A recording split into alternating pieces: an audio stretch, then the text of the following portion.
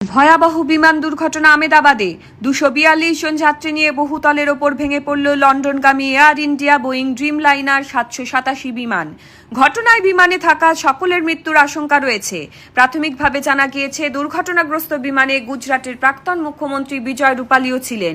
ঘটনার পর আমেদাবাদ পুলিশ উদ্ধার কাজ শুরু করেছে। গ্রিন করিডোর করে আহতদের নিয়ে যাওয়া হচ্ছে হাসপাতালে।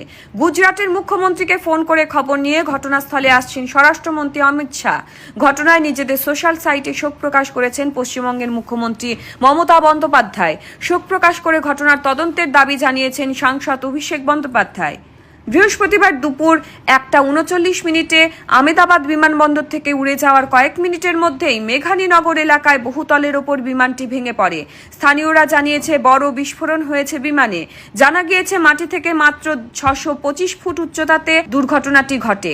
দুর্ঘটনার আগে পাইলট এয়ার ট্রাফিক কন্ট্রোলে ইমার্জেন্সি বার্তা পাঠিয়েছিল, কিন্তু তারপর থেকে কন্ট্রোলের সঙ্গে বিমানের যোগাযোগ বিচ্ছিন্ন হয়ে যায়।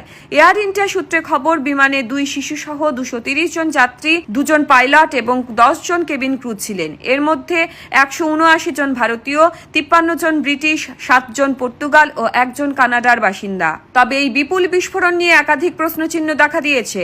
প্রশ্ন উঠছে, বিমান ভেঙে পড়ার পর বিস্ফোরণ নাকি বিস্ফোরণের কারণেই ভেঙে পড়েছে বিমান। তবে ঘটনায় নাশকতা বিষয়টিও উড়িয়ে দেওয়া হচ্ছে না।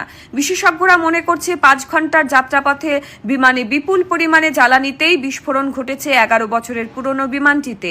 তবে বিমানের ব্ল্যাক বক্স উদ্ধার হলেই দুর্ঘটনার আসল কারণ জানা যাবে বলে জানিয়েছে এয়ার ইন্ডিয়া কর্তৃপক্ষ। মোহন কর্মকারী রিপোর্ট, পাহাড়িয়া টাইমস।